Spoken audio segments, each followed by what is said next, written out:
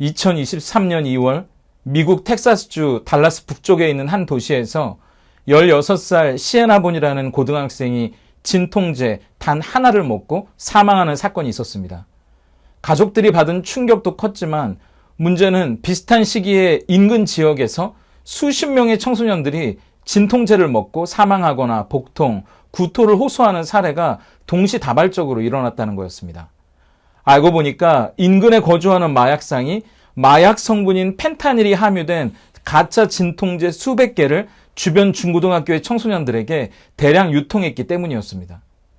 청소년들은 진통제와 똑같이 생긴 알약이니까 진짜 진통제인 줄 알고 복용했다가 펜타닐 중독 증세를 호소하거나 심하면 목숨까지 잃어버리는 엄청난 사고를 당하게 된 거죠.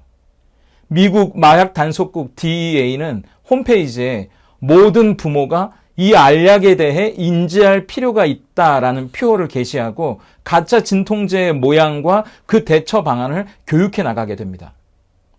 진짜처럼 생긴 짝퉁 시계, 진짜처럼 생긴 짝퉁 가방 정도야 그냥 기분이 나쁘고 사용하지 않으면 된다지만 가짜 약은 이야기가 좀 심각하잖아요.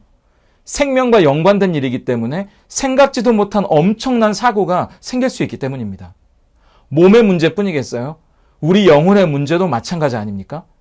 진짜가 아닌 이단이나 사이비를 보세요. 잘못된 가르침에 빠져서 가짜를 진짜로 믿게 되면 가족도 돌아보지 않고 재산을 탕진할 뿐만 아니라 그야말로 인생을 망가뜨리는 사람들의 이야기를 뉴스나 주변에서 많이 보게 되지 않습니까? 그런데 문제는 바울 당시 교회들에도 이와 비슷한 일들이 일어나고 있었다는 거예요. 예수님을 믿는 믿음, 그리고 하나님의 은혜로 교회에 나오기 시작한 이방인들을 향해서 은혜, 믿음, 십자가 그런 것만으로는 충분하지 않다. 뭔가 교회 다니려면 하나님 믿으려면 눈에 보이는 다른 게 필요하다고 가짜 약을 파는 사람들이 있었다는 거죠. 그 이야기가 사도행전 15장에 자세하게 나오거든요. 1절을 보세요.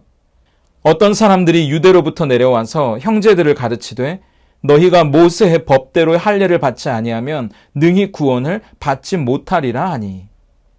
할례를 받지 않으면 구원을 못 받는답니다. 엄청난 말 아니에요? 대체 할례가 뭐길래? 유대인들은 태어나면 남자아이들의 성기 포피, 그 앞부분 껍질을 잘라내서 하나님을 믿지 않는 사람과는 다른 표식을 몸에 남기게 했는데요. 창세기 17장 10절 11절입니다. 너희 중 남자는 다 할례를 받으라. 이것이 나와 너희와 너희 후손 사이에 지킬 내 언약이니라. 너희는 포피를 베어라. 이것이 나와 너희 사이에 언약의 표징이니라. 그래서 유대인들은 그 할례, 그래서 몸에 가지게 된 그 흔적을 뭔가 세상 사람들, 하나님을 모르는 사람과는 다른 우월한 표시라고 여겼거든요. 그렇기 때문에 이방인들에게도 만약 여호와의 유월절 절기에 참여하려면 할례를 받아야 된다고 이야기합니다. 왜요? 아무나 여기 못 들어오거든요. 할례를 받아야만 들어온다는 율법이 있었습니다. 출애굽기 12장 48절이에요. 너희와 함께 거류하는 타국이니 여호와의 유월절을 지키고자 하거든 그 모든 남자는 할례를 받은 후에야 가까이 하여 지킬지니 곧 그는 본토인과 같이 될 것이나 할례 받지 못한 자는 먹지 못할 것이니라. 그러니까 유대인 중에는 예수님의 십자가, 하나님의 은혜 다 좋은데 그것만으로는 안 된다고, 율법을 지켜야 구원받는다고, 하나님의 자녀가 된다고 생각하는 율법주의자들이 상당히 많았다는 겁니다. 다시 사도행전 15장 5절을 보세요. 바리새파 중에 어떤 믿는 사람들이 일어나 말하되 이방인에게 할례를 행하고 모세의 율법을 지키라 명하는 것이 마땅하다 하니라. 적지 않은 충돌과 논쟁이 벌어져서 결국 예루살렘에서 영적인 지도자들이 모여서 회의를 하게 됩니다. 그런데 이런 일들이 급기야 빌립보 교회에도 생기게 되었다는 거예요. 바울이 얼마나 화가 났을까요? 더군다나 이방인들에게 복음을 전하고 하나님의 제한 없는 은혜, 끝없는 사랑이 이제는 유대인에게뿐만 아니라 이방인들에게도 주어졌으니 그것을 믿기만 하면 하나님의 자녀가 될 수 있다고 가르쳤던 바울이잖아요. 교회 성도들을 예수님의 심장으로 사랑한다고 말했던 영적인 아버지로서 자녀처럼 성도들을 사랑했던 바울에게는 이런 이야기들이 피가 거꾸로 솟는 것 같이 어처구니 없는 일이었다는 말입니다. 너무 사랑하는 내 아들, 내 딸에게 마약 성분이 들어간 가짜 약을 진짜라고 속여 파는 마약상을 그냥 두고 볼 부모가 어디 있겠어요. 그렇기 때문에 바울은 빌립보서 3장 1절에서 이렇게 이야기하는 겁니다. 끝으로 나의 형제들아, 주 안에서 기뻐하라. 너희에게 같은 말을 쓰는 것이 내게는 수고로움이 없고 너희에게는 안전하니라. 너희에게는 안전하니라. 여기서 끝으로라는 말은요, 이제 결론을 내린다는 말이 아니에요. 지금까지 했던 이야기와는 좀 다른 이야기를 이제 시작해 보겠다는 뜻입니다. 주제를 전환해서 앞에 이야기와는 다른 뭔가 중요한 이야기가 시작된다는 걸 알리는 표현으로 읽으시면 돼요. 어떤 이야기를 하려는 걸까요? 아까 말씀드린 배경 위에서 교회 안에 진짜 복음이 아니라 가짜 교훈이 번져가지 않도록, 그래서 자식과도 같은 빌립보 교회 성도들의 영혼을 지키려고 하는 바울의 이야기였겠죠. 왜 부모들은 자식들에게 걱정되고 염려가 되는 말은 반복하는 경향이 있잖아요. 더욱이 그게 생명과 안전에 관련된 일이라면 말할 것도 없겠죠.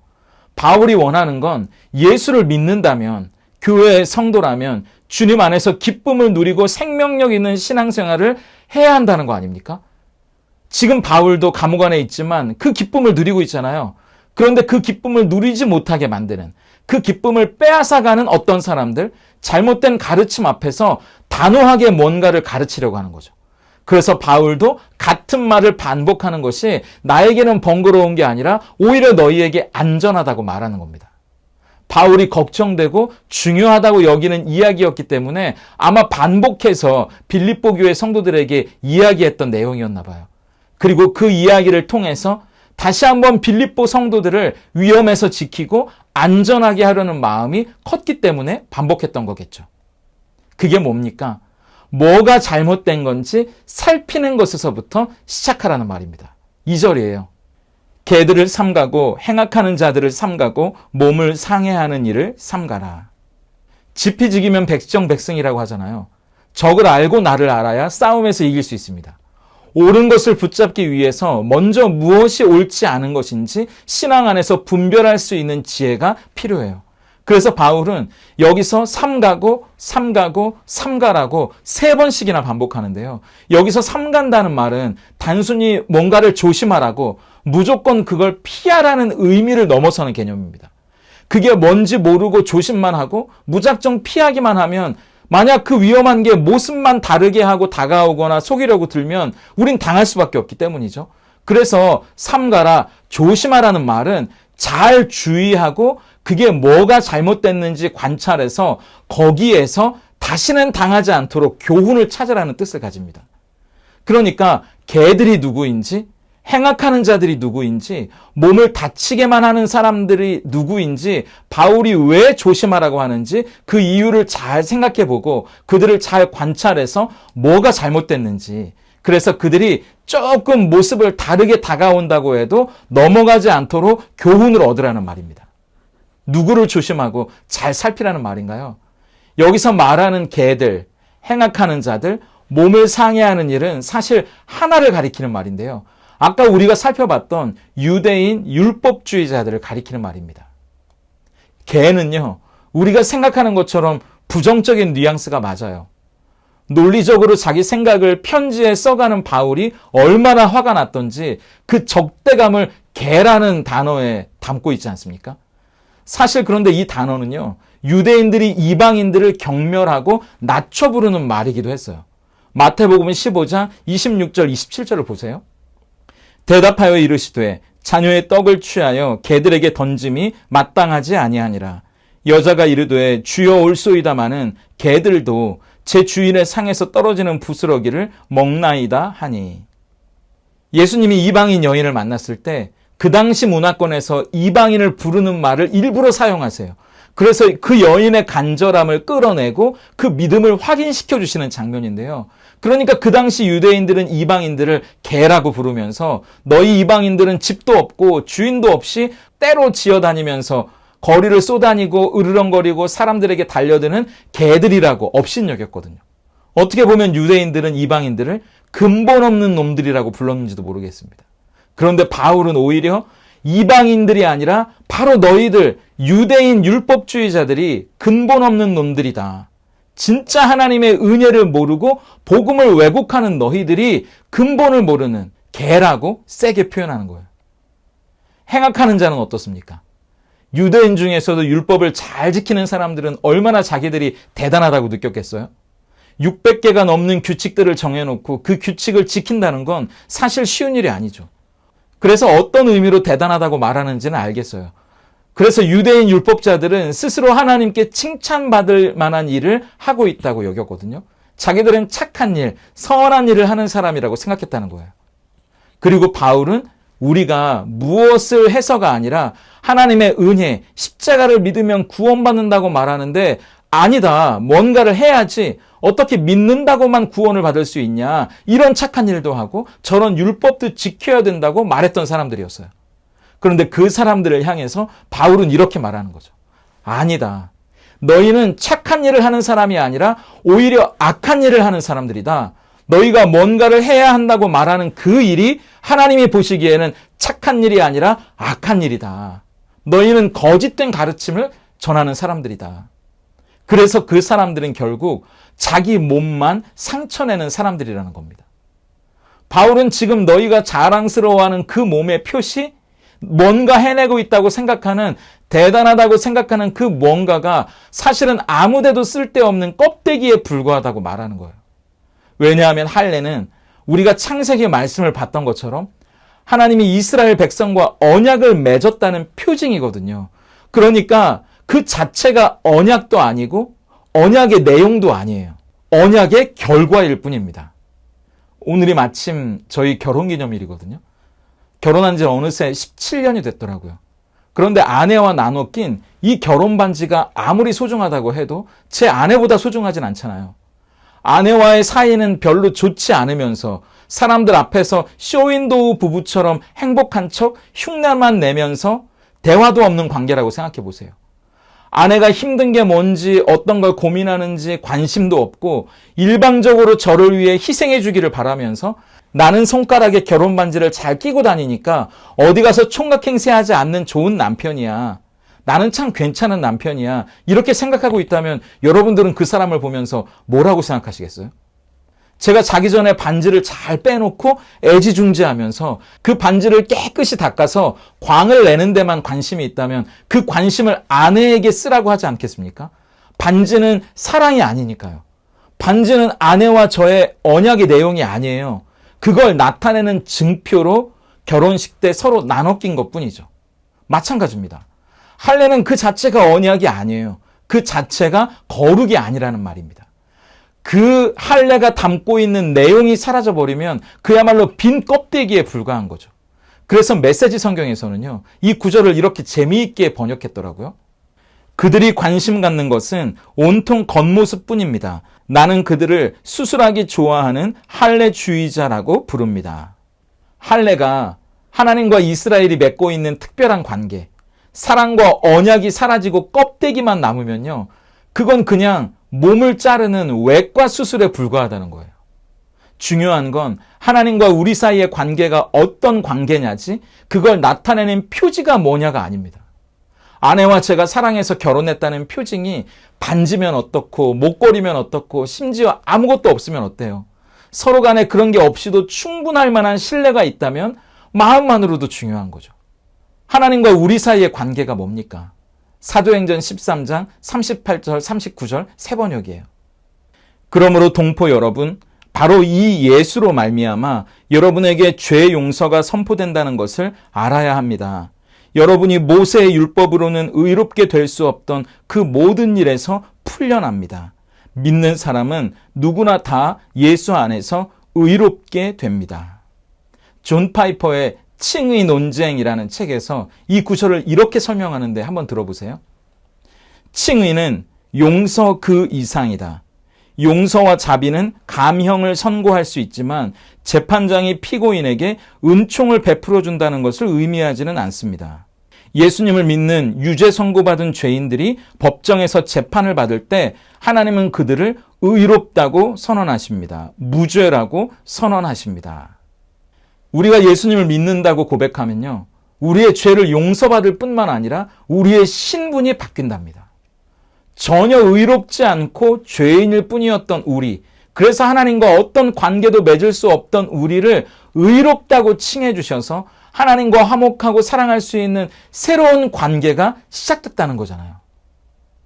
그게 하나님과 우리 사이에 맺고 있는 새로운 관계죠. 사랑의 관계, 우리가 하나님의 자녀가 되었다는 이야기입니다. 그런데 여기에 우리가 해야 할 일이 어디 있어요? 로마서 4장 5절을 보세요.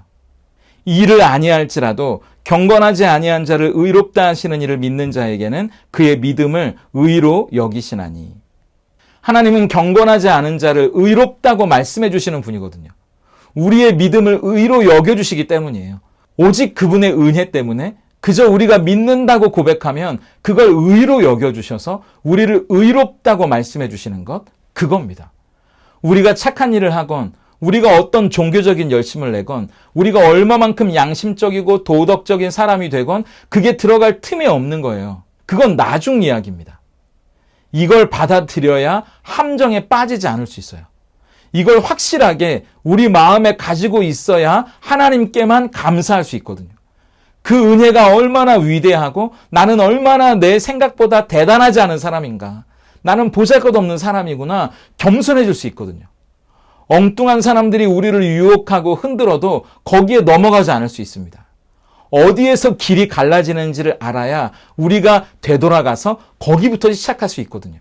그래서 바울은 이걸 반복해서 이야기한다고 해도 내가 지치지 않고 또 이야기할 수 있다고, 이것이 빌립보 교회 성도들을 안전하게 지키는 일이라고 믿었다는 겁니다. 우리도 이걸 알아야 가스라이팅에 넘어가지 않을 수 있어요. 너 그거 안 하면 안 돼. 너 이것도 하고 저것도 해야 돼. 그래서 죄책감에 뭔가를 하고 뭔가 해야 할 것만 같아서 그걸 하다가 허덕거리고 더 큰 우울과 무기력에 빠지는 사람들을 얼마나 많이 봅니까? 그때 중요한 건요, 내가 지금 하나님과 어떤 관계 안에 있는 걸까? 내가 지금 무엇을 바라보며 신앙생활하고 있는 걸까? 그걸 물어보셔야 한다는 거예요. 다시 3장 1절입니다.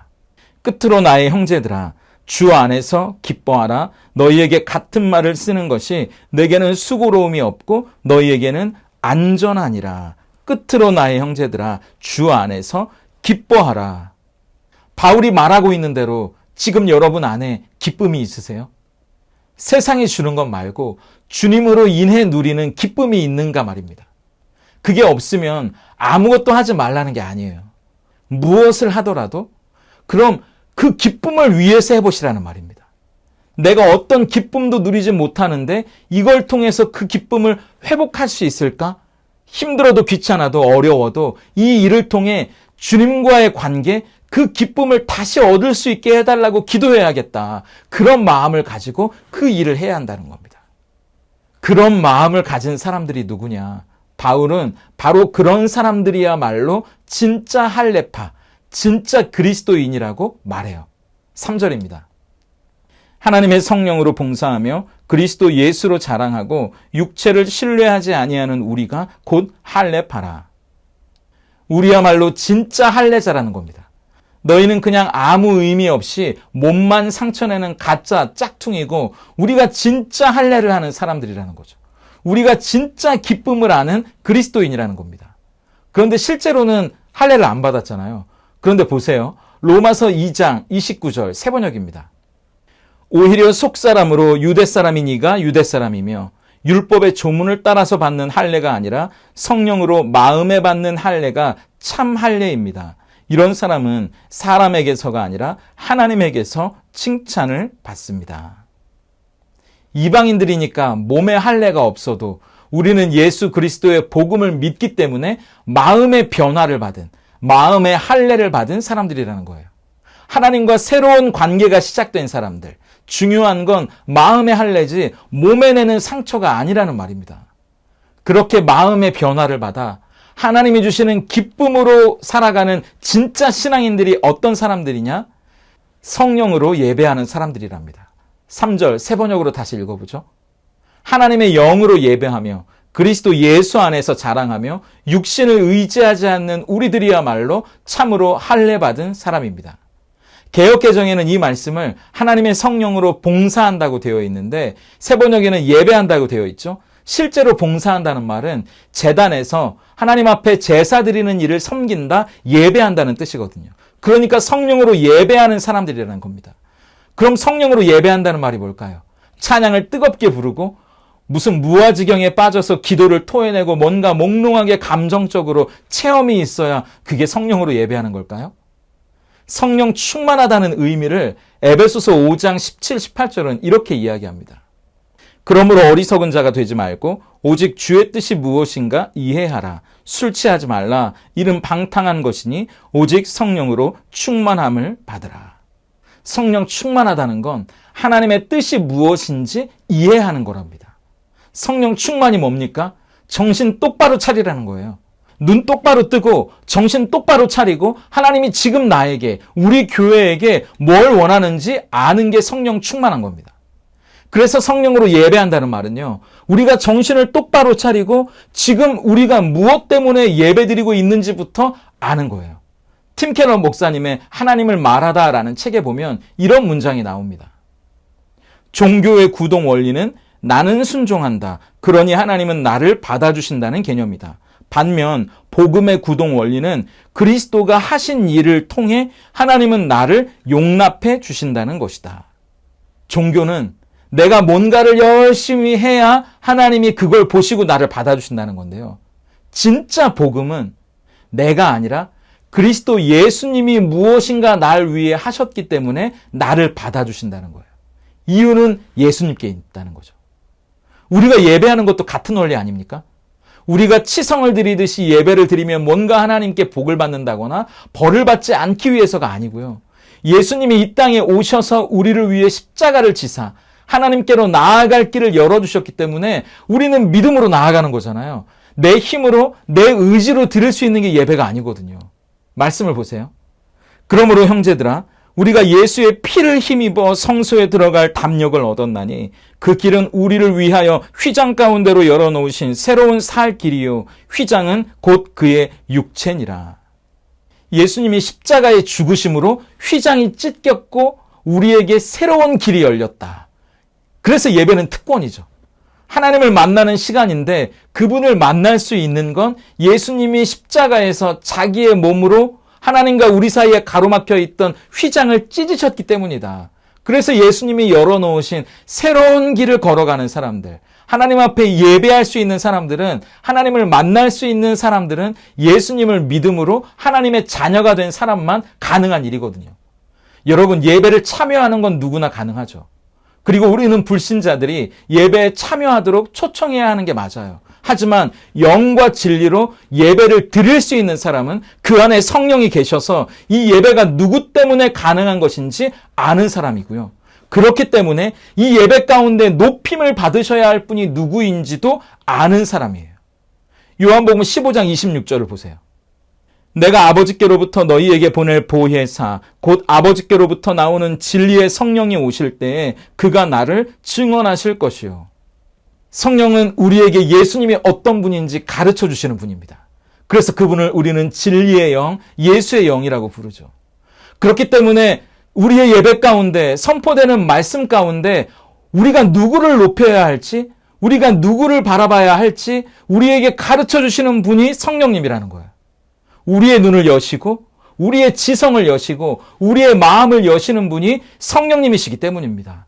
바로 우리로 하여금 예수님을 바라볼 수 있도록 하시는 분이 성령이기 때문이에요. 그래서 말씀을 전하는 자도 성령으로 예배하지 않으면요, 엉뚱한 세상 얘기나 자기를 드러내고 자기를 나타내려고 하지 않겠습니까? 말씀을 듣고 예배하는 우리도 성령으로 예배하지 않으면 공연히 다른 것에 마음을 두거나 신경 쓰게 된다는 거예요. 그렇기 때문에 성령으로 예배하는 자는 세상의 다른 것을 자랑하는 사람이 아니라 그리스도 예수를 자랑하는 사람들이에요. 하나님의 영으로 예배하며 그리스도 예수 안에서 자랑하며 육신을 의지하지 않는 우리들이야말로 참으로 할례받은 사람들입니다.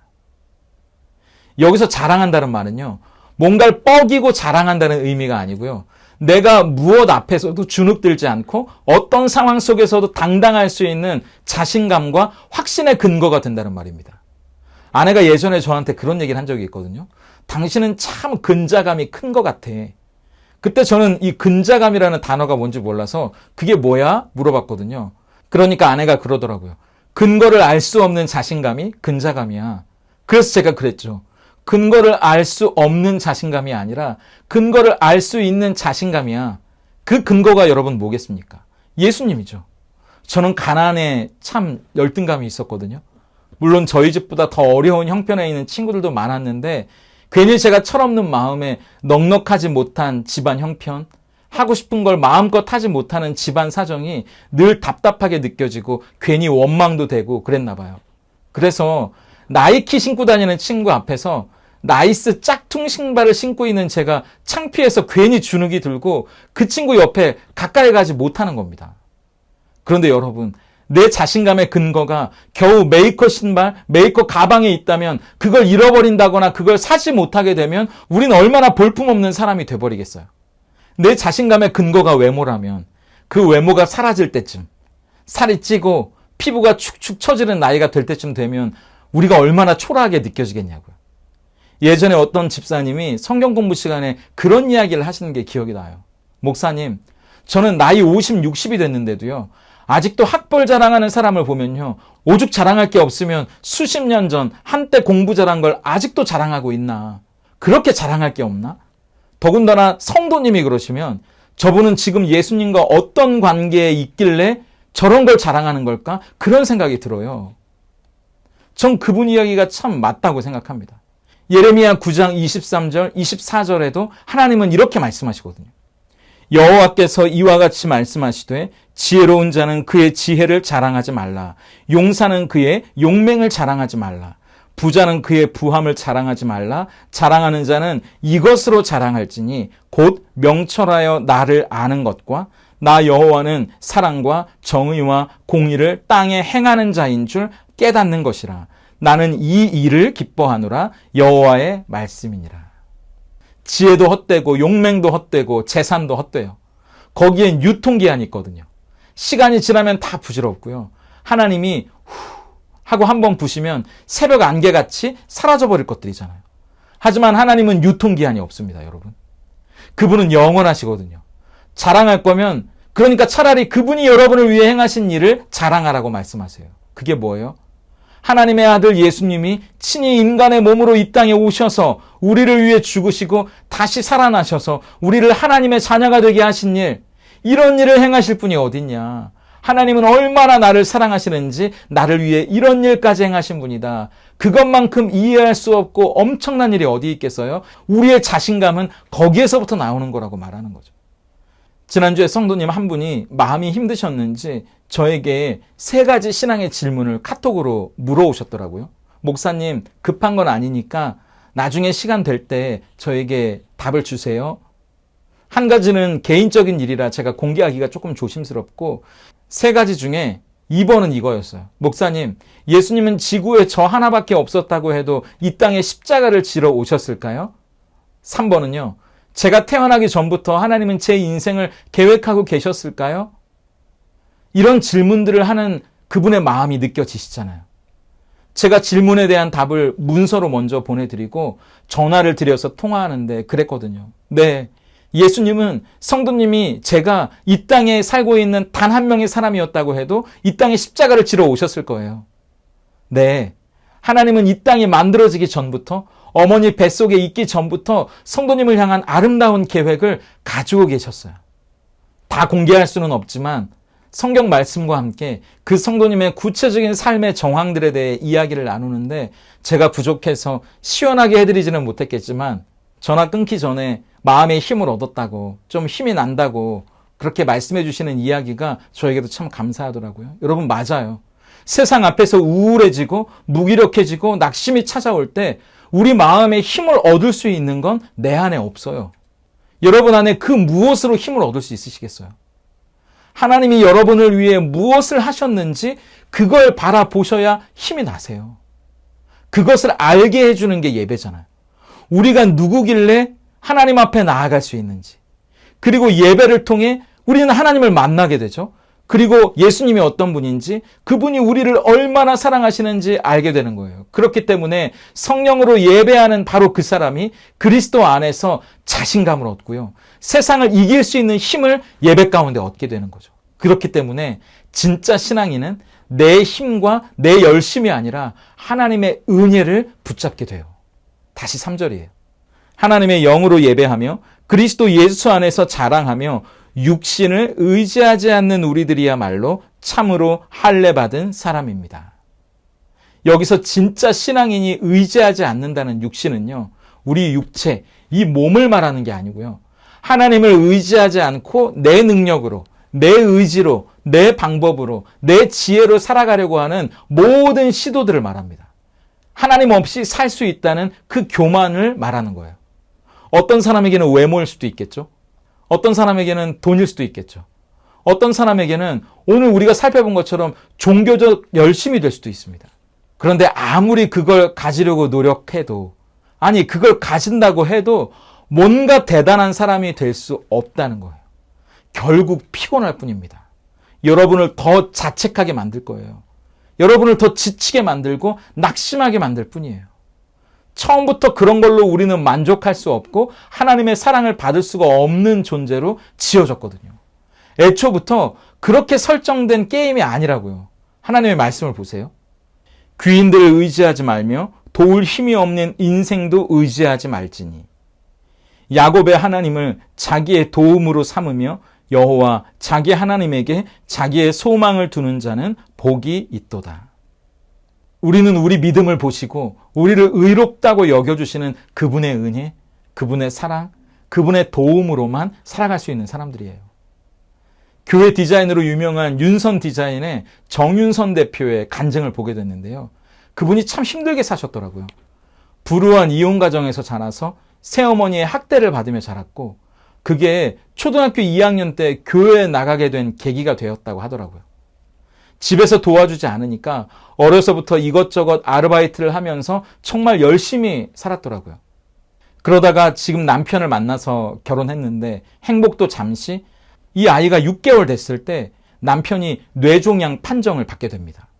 그래서 14시간 가까운 수술을 받게 됐거든요. 그런데 중환자실에 누워있던 남편이 그날따라 포도가 먹고 싶다고 하더래요. 그래서 포도를 사러 간 그날 집에 도둑이 들었답니다. 그래서 없는 살림에 그나마 있는 것까지 다 잃어버리게 되고요. 본인도 마침 포도를 사러 마트에 갔다가 엎친 데 덮친 격으로 자기가 가지고 있는 지갑까지 다 잃어버리게 됐다는 거예요. 참 얄궂죠. 하루에 이런 일들이 다 일어나니까. 그런데 그때 자기가 그동안 움켜쥐고 아등바등 살아온 모든 노력들을 일시에 다 놓아버리게 되는 경험을 하게 됐대요. 다 잃어버리게 되니까 오히려 그때서야 내가 붙들어야 할 게 뭔지 보이더라는 겁니다. 하나님의 은혜밖에는 붙잡을 게 없다는 거.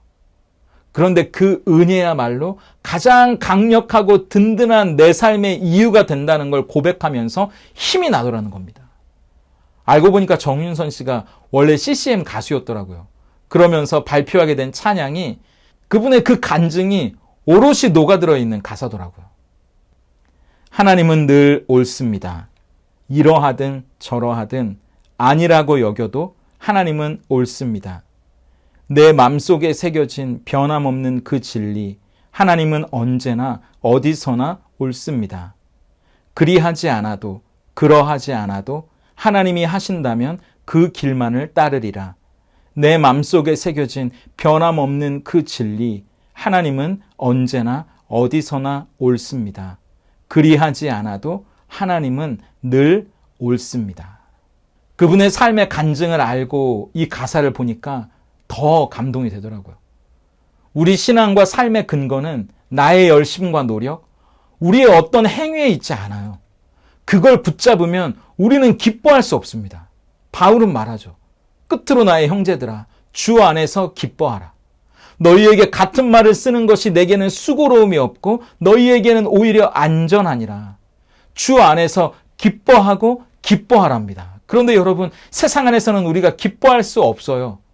우리가 무엇인가를 열심히 해서 하나님의 인정을 받으려면, 우리가 무엇인가를 해서 하나님의 사랑을 받으려면 우리는 기뻐할 수 없어요. 우리 안에 차오르는 건 자책과 후회와 불안과 두려움과 피곤과 낙심밖에는 없습니다. 우리가 기뻐할 수 있는 이유는요, 하나님이 우리를 위해 무엇을 하셨는지 그것을 받아들일 때예요. 그래서 하나님과 우리가 어떤 관계 안에 새롭게 인생을 시작하게 됐는지 알 때예요. 그러하지 않아도 하나님이 하신다면 그건 늘 옳은 걸 거라고 받아들일 수 있는 마음이 어디에서 오겠습니까? 우리가 뭔가를 해야만, 우리가 뭔가를 가져야만 하나님이 우리를 사랑하신다고 생각되면, 우리에게 조금 어려움이 있거나 우리에게 어떤 실패가 찾아오면, 여러분, 내가 뭘 잘못해서 혼나는 게 아닐까? 내가 뭘 하지 않아서 벌 받는 게 아닐까? 여러분의 마음 가운데 그런 마음이 들지 않으시겠어요? 우리의 행위를 보지 않고 예수님을 향한 우리의 믿음과 고백을 보시고 우리를 의인이라 여겨주시고 사랑해주시는 분이 하나님이세요. 그렇기 때문에 우리는 엉뚱한 것에 헛심 쓰지 않아도 됩니다. 오늘 성령으로 예배하는 거예요. 그 예배가 그분을 만날 수 있는 시간이기 때문입니다. 우리를 사랑하시고 우리를 믿음으로 받아들여 주시는, 하나님의 은혜로 품어주시는 그분이 어떤 분인지 만날 수 있는 시간이기 때문이에요. 그분이 우리를 위해 행하신 일을 마음껏 높여드릴 수 있는 시간이 예배이기 때문에 우리는 오늘 성령으로 예배합니다. 그래서 오늘 우리는 그분을 자랑해요. 어떤 환경과 상황 속에서도 세상의 것, 우리가 가지고 있는 것을 자랑하는 것이 아니라 그분이 우리를 위해 어떤 일까지 하셨는지 알기 때문에, 그 어떤 것도 우리를 그 사랑에서 끊을 수 없다는 걸 알기 때문에 우리는 세상이 알 수 없는 자신감, 세상이 이해할 수 없는 당당함을 가질 수 있는 거죠. 그리고 오늘 우리는 내 주먹 믿고 사는 게 아니고요, 내 힘으로 사는 것도 아니고요, 그분의 은혜와 사랑을 붙들고 사는 거예요. 그분은 언제나 내 삶에 늘 오르신 분이니까요. 그게 우리가 그분 안에서 기뻐할 수 있는 이유고, 우리 안에서 빼앗아갈 수 없는 기쁨이 되기 때문입니다. 기쁨이라는 단어에는 샘솟아 오른다는 뜻이 있대요. 그런데 여러분, 한국말에도 기쁨은 기가 뿜어져 올라오는 겁니다. 아이를 좋아하는 사람은 아이와 함께 있으면 기가 뿜어져 올라오고요, 노래하는 걸 좋아하는 사람은 마이크만 잡으면 기가 뿜어져 올라오는 거예요. 기쁜 거예요. 그렇다면 하나님을 사랑하고 하나님의 은혜 가운데 사는 우리는 예수님과 함께 있으면 기쁜 겁니다. 예수 안에 있으면 기쁜 거예요. 우리 안에서 살아가 볼 만한 힘이 뿜어져 올라오는 겁니다. 그건 세상 안에 있을 때가 아니라 주 안에 있을 때예요. 그래서 주 안에 있을 때에만 우리는 살아갈 수 있는 힘이 뿜어져 올라오고 살아가 볼 만한 기가 뿜어져 올라오는 겁니다. 진짜 기뻐할 수 있는 사람들이 되는 거죠. 이 한 주간 세상이 아니라 주님 안에서 그렇게 기뻐할 수 있는 사람들, 성령으로 예배하고 그리스도 예수를 자랑하고 하나님의 은혜를 붙잡고 살아감으로 하나님 안에 진정한 기쁨을 누리는 저와 여러분이 될 수 있기를 소망합니다.